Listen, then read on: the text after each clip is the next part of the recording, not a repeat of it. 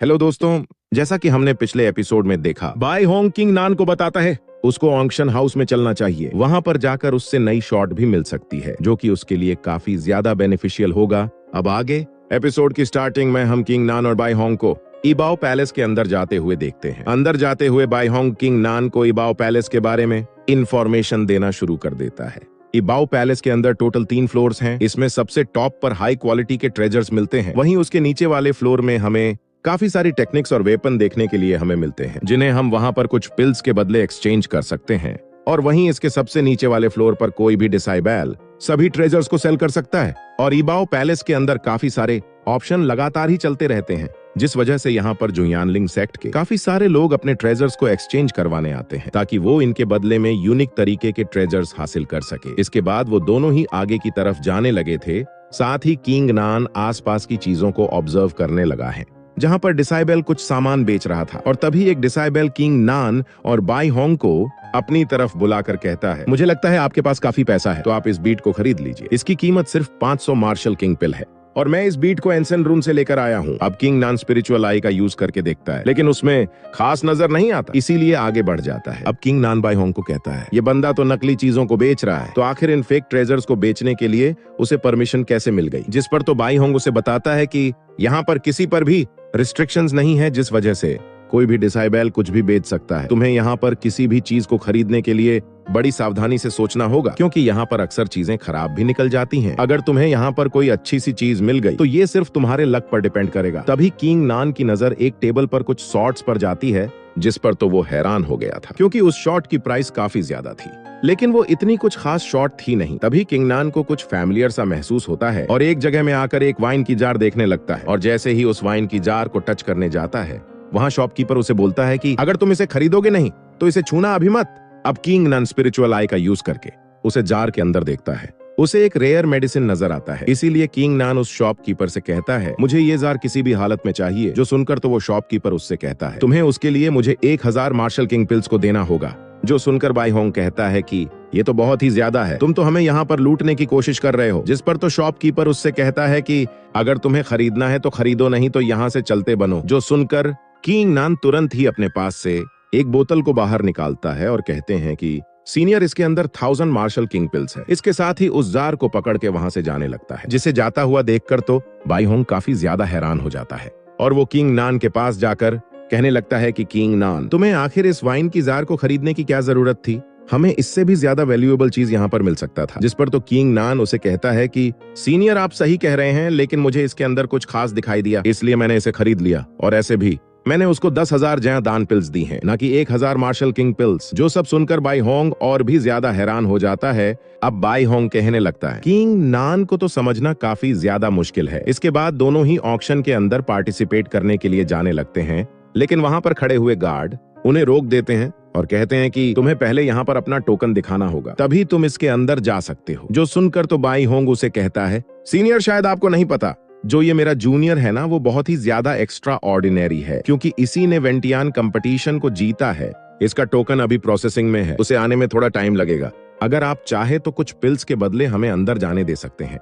जिस पर वो गार्ड उन पिल्स को देखते हुए कहता है कि नहीं, बिना टोकन के तुम्हें एंट्री नहीं मिलेगी। जो देखकर किंग नान ड्रैगन टोकन बाहर निकालता है और उसको देते हुए कहता है, क्या मैं इसकी मदद से अंदर जा सकता हूँ? उस सुप्रीम ड्रैगन टोकन को देखकर तो बो गार्ड किंग नान से बड़े ही प्यार से बात करने लगता है और कहता है, सीनियर, आप अंदर जा सकते हैं। और जैसा कि इबाओ पैलेस के अंदर रूल है, इस टोकन की मदद से आप इबाओ पैलेस की कोई भी 3 चीज को सिलेक्ट कर सकती हैं। साथ ही उन चीज को सिलेक्ट करने के बाद कोई भी आपसे कम्पीट नहीं कर पाएगा। जो सब सुनकर किंग नान उस गार्ड को थैंक्स कहता है। इसके बाद वो गार्ड उन दोनों को ही अंदर भेज देता है। वहीं बाई होंग को तो इस चीज को देखकर काफी ज्यादा हैरानी हो रही थी। ओह, तो किंग नान के टोकन की पावर देखकर काफी हैरान हो जाता है। अब कहने लगता है, किंग नान, सच में तुम तो अमेजिंग हो।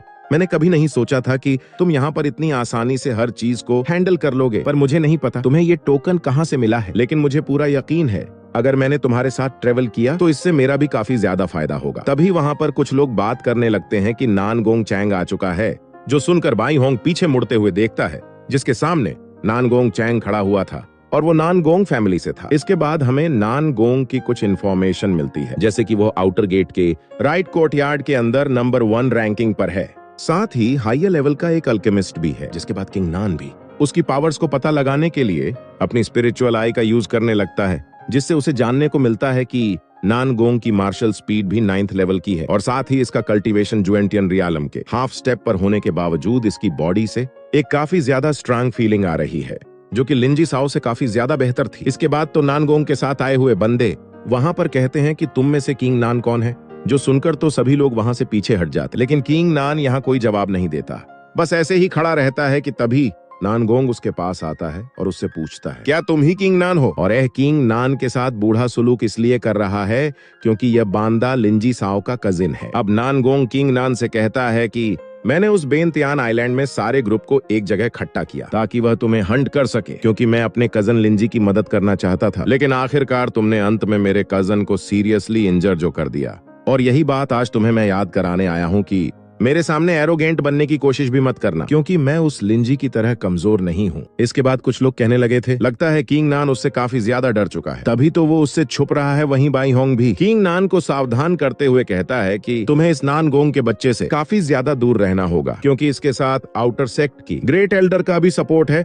लेकिन किंग नान को तो इससे कुछ भी फर्क नहीं पड़ता, वो उल्टा अपनी चेयर पर जाकर वहां पर बैठ जाता है ताकि वो इस ऑक्शन में पार्टिसिपेट कर सके। इसके बाद वहां पर ऑप्शन स्टार्ट करने के लिए एक एल्डर आते हैं जिनका नाम मिस्टर गैंग होता है। इसके बाद वो उन लोगों से कहते हैं कि हम यहाँ पर ऑफिशियल इस ऑक्शन को स्टार्ट करते हैं, जहां पर इसका सबसे पहला आइटम इस ऑक्शन की बड़ी चीजों में से एक है, जिसे 7 कलर फ्लावर कहते हैं। अगर कोई पर्सन इस फ्लावर को लेता है तो उसके जुएंटियन रियालम में ब्रेक थ्रू करने के चांस 30% बढ़ जाएंगे, और यहाँ तक कि इस फ्लावर का इफेक्ट 3 पीटल गोल्डन लॉट्स से भी 3 गुना ज्यादा है, और इसकी स्टार्टिंग प्राइस 5000 जुआन पिल्स है। जो सुनकर तो सभी के सभी लोग वहां पर जुआन पिल्स की बोली बढ़ाना स्टार्ट कर देते हैं, जहां पर वो बोली कभी 8000 तो कभी 10,000 पहुंचती है।